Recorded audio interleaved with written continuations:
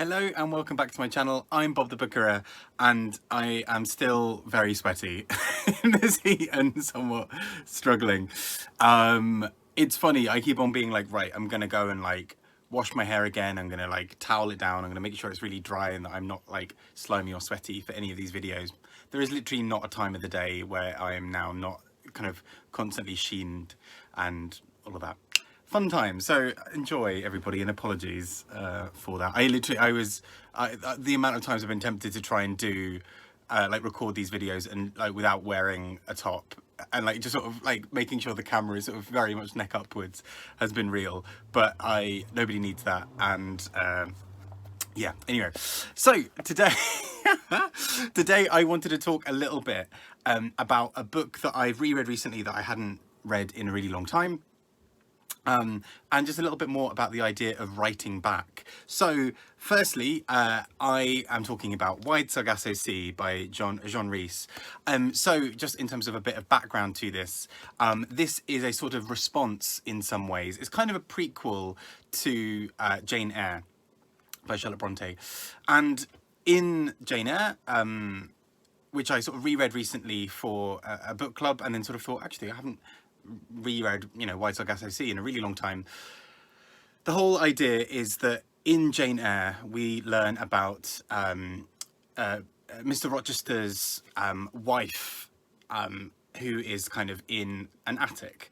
And in Jane Eyre, we're given this really lengthy sort of description at first. Well, I say lengthy, actually, she's a fairly minor, she's not given that much room in the text. But anyway, we get these descriptions that we sort of find out that Mr. Rochester has in fact been married this whole time. Sorry, I mean, I realise spoiler alert, but also the novel's been out for 100 and something years. So but in Jane Eyre, yeah, we find out this about Mr. Rochester.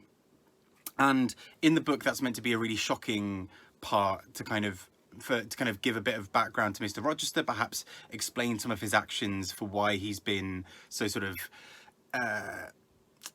cagey around the relationship with Jane.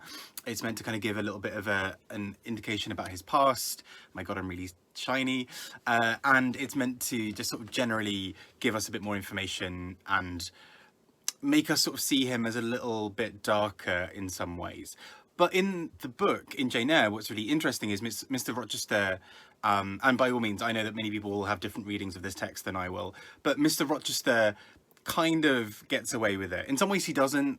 We are sort of meant to see this as a bad thing, but Mr. Rochester kind of owns that narrative a little bit and tells us about how evil and sort of crazy and whatever this woman is, and that's part of the reason he's kind of hidden her. And he found out from the family that she was trouble, and well, the family tell him that she's not trouble, and he later finds out that this has all been hidden, that she was mad all along, blah blah blah.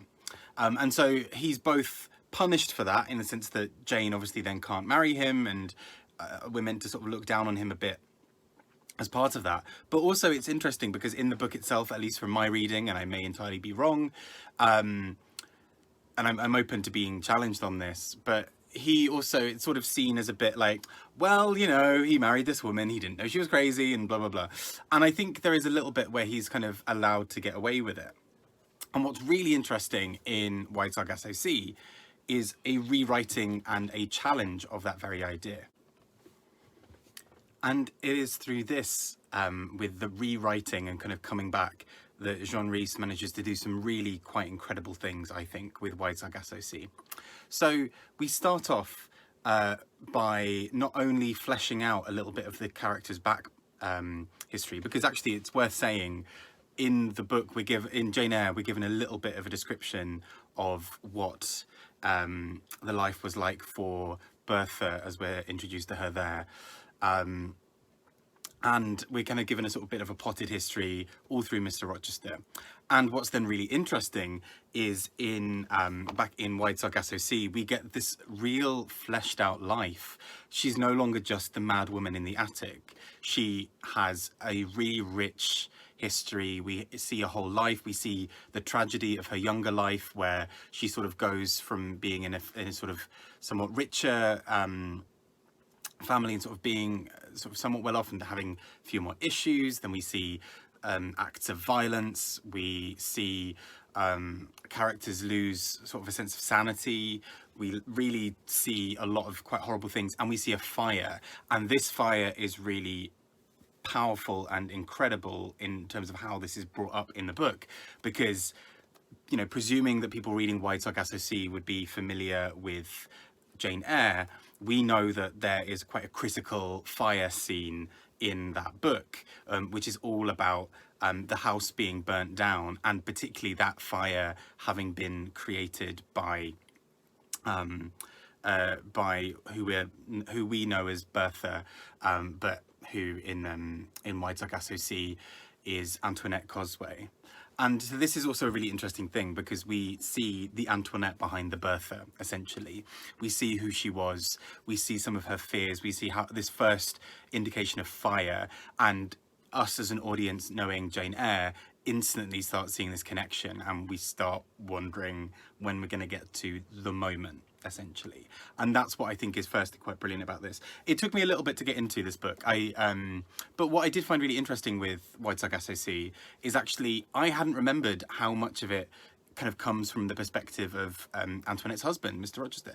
So the fact that we get this whole idea of him sort of talking about it, and we start seeing him almost unravel a little bit as he's trying to exert control and power over Antoinette. And so we start seeing increasingly how he is sort of unfaithful, how he is just really not great, essentially. And we see how that starts having an effect on Antoinette. And this leads us towards the end of the second part of the book, with knowing that she is about to move to England. And that starts sort of sending off alarm bells, because now we know that we're getting into the territory of when Jane Eyre takes place. And the last part of this book, so I think maybe as well I was sort of struggling with concentrating in early parts of this, just because I had a really busy few weeks. It took me a good sort of 5 or 6 days to read this, and it's only 150 pages long because my brain has just been shot to pieces. But towards the end of the second part, we start getting this really interesting description where the language becomes really quite difficult and interesting. So we have this idea that Antoinette is talking and expressing her frustrations, and other characters are expressing their frustrations. And when this is happening, her husband is just echoing all of this in his head. It's starting to get into his head as well. But at the same time, we ultimately know what's coming. And I love that kind of, the power of that plot reveal, because we already know it. We know what's coming, and that in some ways makes it even worse, because we don't get the shock and surprise. Instead, we kind of are waiting for the train to hit. And it's really powerfully done. So we then get to this third part, and this starts going off into a bit more of a stream of consciousness. And by this point, Antoinette, now renamed Bertha, is starting to really struggle with her mental health. She starts to lose a little bit of a grip with reality, particularly once Mr. Rochester starts courting Jane Eyre, and we suddenly see this idea of she is this woman in an attic who has been abandoned, who is just there, and her life is in sort of ever shrinking circles. There is this really powerful scene where she stabs someone, and it's done in such a way of, we kind of hear it almost after the fact of, you do remember that you stabbed someone, right? And she's like, oh no, I didn't do that. And I was like, where did you get the knife? And she sort of has these little flashbacks of remembering where she bought the knife and all of those sorts of things. But we're also meant to kind of almost distrust her slightly. We're meant to see that her grip of reality is quite weak, especially as at one point we're sort of told that it's almost like a kind of put together kind of knife, you know, sort of like from materials that she sort of found around. Another time she's saying that she's bought it. And at the end, we see the return of this fire, and she sees all these candles around her, and there's just such a beautiful scene, and beautiful because of how tragic and powerful it is, but where she's knocking over candles and she's knocking over these sort of things around the house. And in her mind, that's her shutting out the light. But obviously that is causing a candle to tip and set things on fire. And she talks about this red dress that she sort of referenced throughout the book. And she almost sees this fire as being the red dress laid down across the ground. And with her sort of losing grip of reality, that's all she can see the fire as. So we see how in her mind, she's almost seeing this beautiful red dress filling the room, and how that starts to really create this idea of beauty. But obviously we know the consequence. We know that she's accidentally set fire to the place. We know that this has major consequences in Jane Eyre. And as I was reading it, or rereading it, I should say, it made me think of a couple of things, partly from my uni days, partly from my school days, and sort of partly just sort of other thoughts.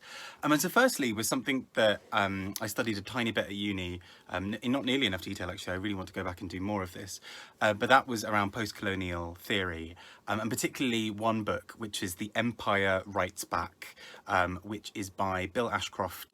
And The Empire Writes Back is a really critical book in so many ways. So firstly, it was a book that really looked at reanalyzing the work that has sort of been created by authors, particularly ex-Commonwealth or ex-Empire nations, and whether that's sort of people within the country of the colonizing power, or whether that is the people whose countries were colonized, and looking at them writing back, them tackling the canon and the idea of the literary canon, and really challenging what books are successful or are kind of seen as classics despite actually some sort of oversight. So Jane Eyre, if we think about it, prior to Wide Sargasso Sea, in some ways that part was somewhat unresolved. We had this idea that there was a slave trading family, and a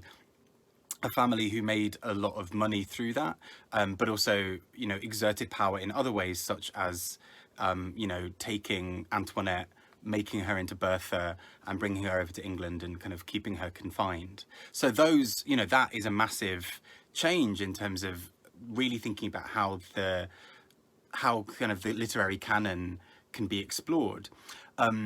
Something I remember a discussion at university was, I want to say it's Sense and Sensibility by Jane Austen, where there is also a kind of really fleeting reference to empire and to trading. I think it's kind of quite loosely trading in India at the time.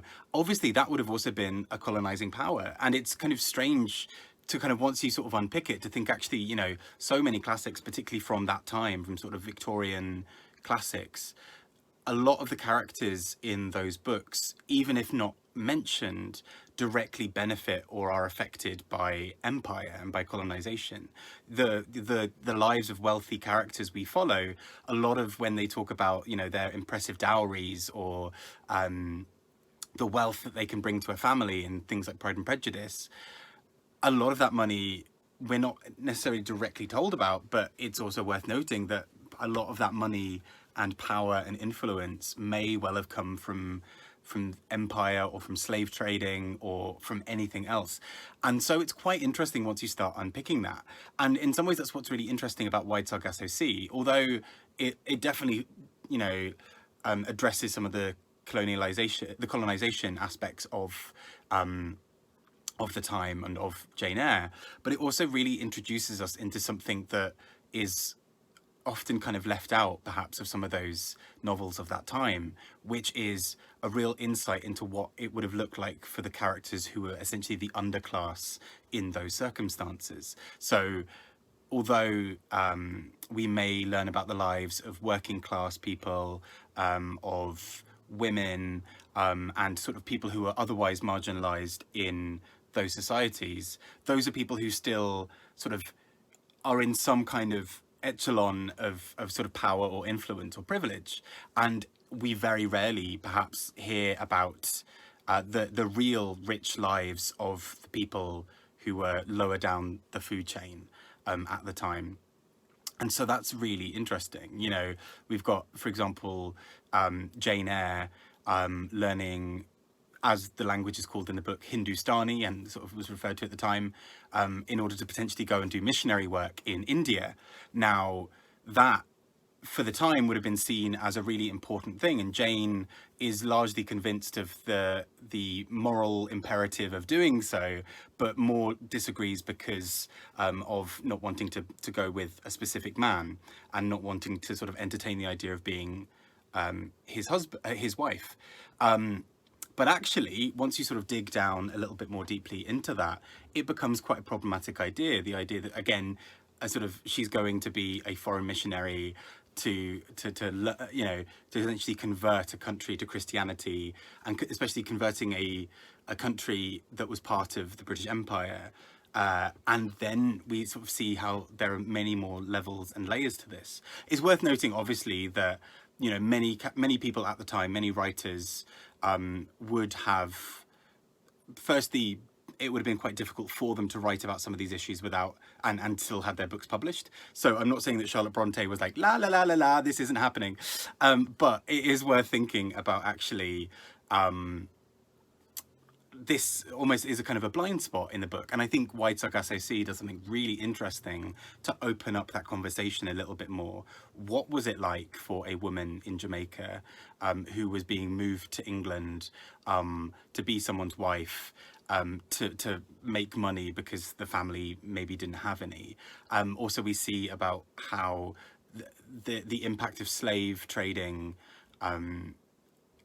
has sort of other ramifications around security, around finances, around so many other things in Jamaica as well. And there's this passage that's mentioned sort of in Wide Sargasso Sea around the idea of providing an adequate sort of bit of compensation for the family, so that they can carry on living, and basically is hush money. So it's really interestingly done, and I think this is what's so sort of special about Jean Rhys's Wide Sargasso Sea, and something that I'd forgotten about it because it's been many years since I read this.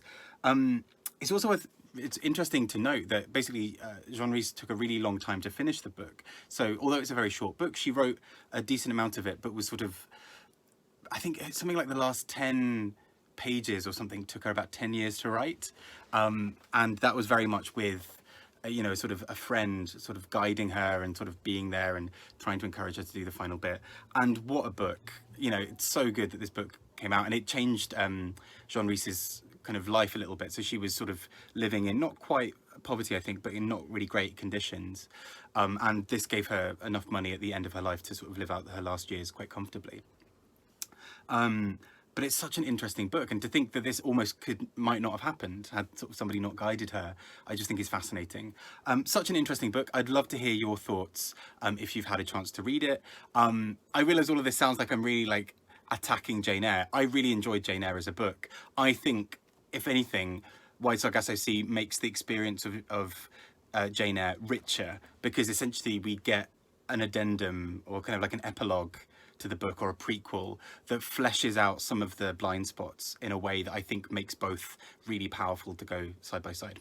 But anyway, would love to hear your thoughts on all of those, especially if I've got anything wrong. I realise I'm terrible with character names or whatever, so at some point I probably referred to Mr. Rochester as being about 14 different people, but there we go. Anyway, take care, and I hope you're not sweating as much as I am during this time. Thank you, and take care. Bye bye.